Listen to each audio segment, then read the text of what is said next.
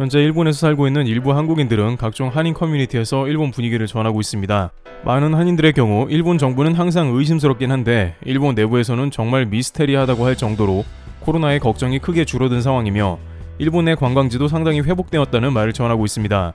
결정적으로 일본이 현재 코로나 확진자가 크게 줄어든 것으로 중증 환자도 덜하다는 것인데요. 만약 일본이 확진자를 속이고 있는 것이라면 병원에 중증 환자나 사망자가 속출해야 하는 상황이지만 중증 환자가 많은 것이 아니라면서 이렇게 코로나가 급감할 수 있냐는 의견을 제시하기도 했습니다. 일본 내 한국인들은 대부분 일본 내 사정에 대해서 긍정적으로 평가하는 경우는 많이 없음에도 불구하고 이 정도면 정말 일본이 코로나 방역을 괜찮게 진행하고 있는 게 아닌가 하는 의견을 내고 있습니다. 기시다 총리도 총리가 되기 이전에 자신이 총리가 되면 코로나 방역을 최우선 과제로 삼겠다고 공약을 걸었고 일본 내 코로나 문제는 매우 심각해 보였으나 기적같이 내각이 바뀌면서 코로나도 크게 사라져버린 것입니다. 일본은 코로나 초기부터 지금까지 제대로 된 방역을 거의 선보이지 못한 데다가 최근 도쿄올림픽에서는 국제적으로 방역이 엉망이라는 비난을 받던 상황이라 이렇게 코로나가 사라진 것이 기적 같다는 반응입니다. 따라서 기시다 내각은 내친 김에 일본 내부의 여행도 활성화시키고 경제를 크게 회복시키기 위해서 추경까지 포함해 무려 560조 원의 재산을 풀면서 일본 경제의 부양책을 실현하는 모습이 나옵니다. 이제 코로나가 잠정적으로 끝이 났으면 경제를 끌어올리면 된다는 의도를 보여주고 있는 것이죠. 일본 정부의 빚이 1경이 훨씬 넘는 상황임에도 불구하고 코로나 극복을 위해서 극단 정책을 내린 것입니다. 물론 현재 일본의 코로나 상황에 대해서는 해외에서는 대부분 신뢰하기 어렵다는 반응을 보이고 있습니다.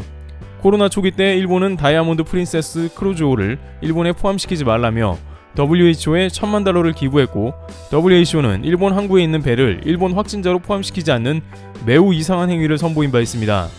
여기서 느껴지는 것은 일본은 최대한 자신들의 잘못을 숨기고 은폐하려고 한다는 사실인데요. 실제 일본 국회의원들을 비롯한 정치인들은 코로나 PCR 검사를 많이 하지 말라고 호통을 치기도 했습니다. 왜냐하면 검사를 많이 하면 확진자가 많이 나오는데 왜 검사에서 불안감을 조성하느냐는 뜻이었습니다.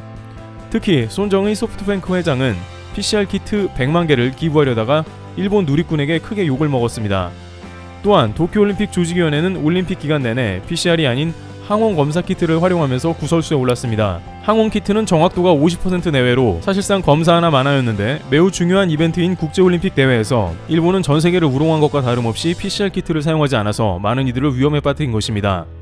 일본 정부는 자신들의 잘못을 최대한 가리고 그저 일본이 안전하다고 홍보하는 데 힘을 기울였습니다.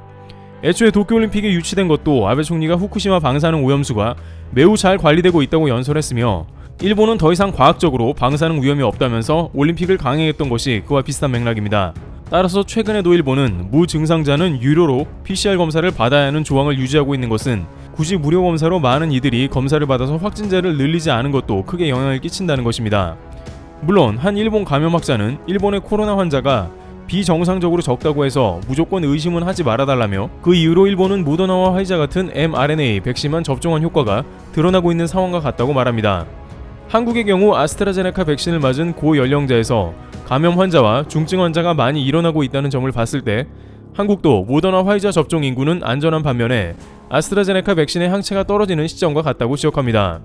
그러면서 일본도 결국에는 2달 뒤에는 모더나 화이자의 성능이 떨어지면 감염 폭발이 예상된다는 것입니다.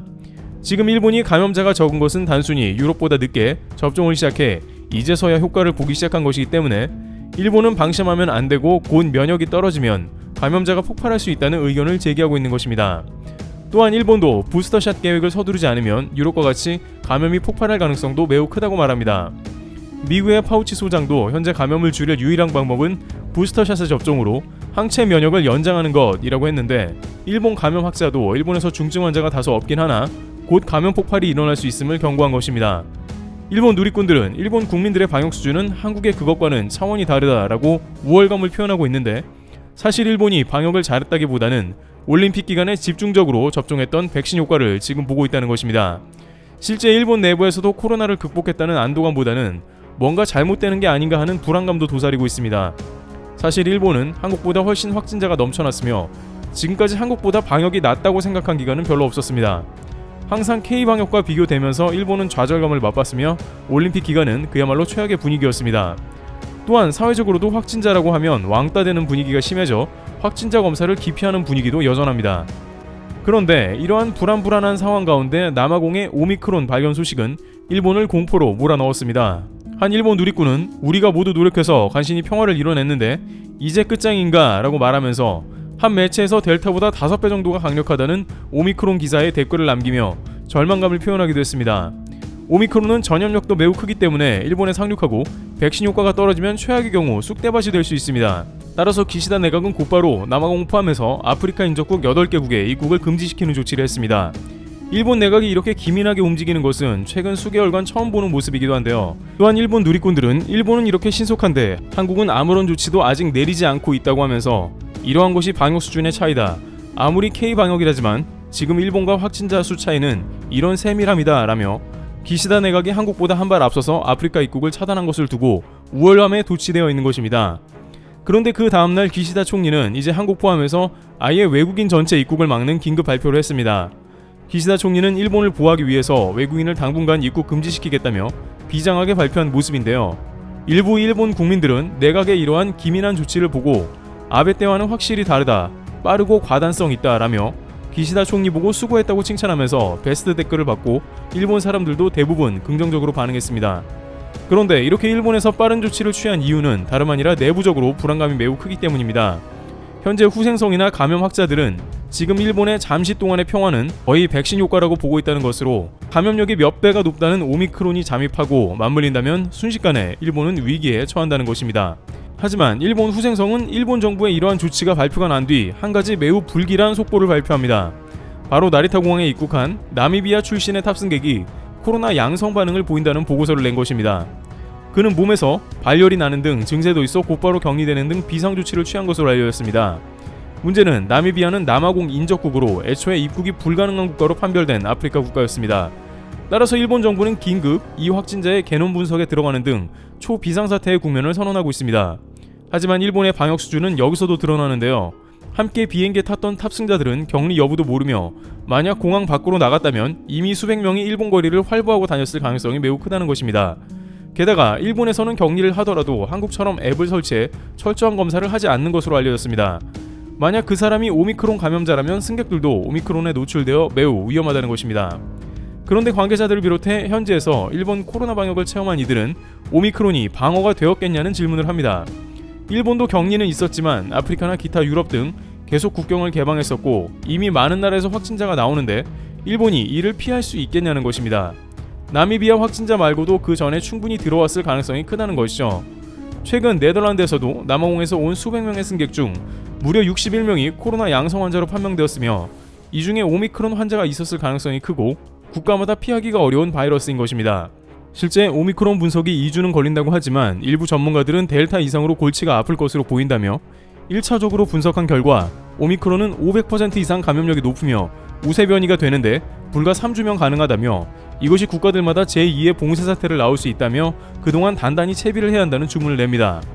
델타 변이도 처음 발견되고 나서 불과 한두 달 있다가 미국의 주요 변이 종이 되었다는 것을 상기시키며 인간이 바이러스를 발견하는 시점은 한참 뒤라면서 일본에도 이미 상당히 퍼졌을 것이라는 의견입니다. 하지만 일본 정부는 이를 숨긴다는 말도 나옵니다. 실제 이와 유사한 사례로 남미에서 처음으로 델타 변이보다 강력한 람다 변이가 발견된 케이스가 있는데 발견되고 얼마 되지 않아서 이 바이러스는 도쿄올림픽 관계자로부터 발견되어 크게 논란이 된 바 있습니다. 당시 일본 정부는 람다 변이가 발견되었다는 것을 숨기고 올림픽이 끝난 다음에야 해당 내용을 공개했습니다. 따라서 오미크론이 발견되었다고 한 시점에는 이미 전세계 수많은 나라에 오미크론이 퍼진 상황이 대부분이고 일본 내에도 이미 퍼졌을 가능성이 훨씬 크다는 것입니다. 다만 일본 정부는 이를 상당 기간 은폐할 가능성이 높은 것이죠. 기시다는 지지율을 위해서 총리가 되자마자 한국 때리기부터 한 인물로 행동이 매우 빠릅니다. 따라서 일본은 정치 문제로 인해서 다시 한번 코로나 위기가 덮칠 가능성이 매우 크다는 것입니다. 다소 다른 이야기이긴 하지만 WHO는 느닷없이 오미크론 자체가 별 문제가 없다는 반응을 보이고 있습니다.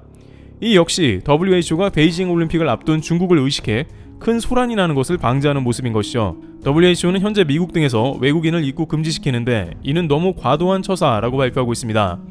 그러면서 아직은 오미크론 결과도 안 나왔는데 여행이 가능하다는 취지의 보도를 했습니다. 물론 그럴 수도 있지만 이는 WHO가 올림픽을 앞두고 코로나로 지나친 소동이 일어날까봐 우려해서 시간을 끌고 있다는 비판이 이어집니다. 코로나 초기에도 WHO의 늑장 대응으로 중국을 감싸며 논란이 됐습니다. WHO나 일본이나 코로나를 정치적인 문제와 연결시켜 최종적으로는 국민들을 위협하는 상황인 것입니다. 이와 같이 현재 오미크론이 전 세계적으로 확산기로에 놓이며 일본도 큰 위기에 처하고 있습니다만 일본 정부는 전면 입국 금지 선언 후 이에 대해서 철저히 정보를 드러내지 않을 것으로 관측돼 논란이 되고 있습니다. 트래블튜브였습니다. 감사합니다.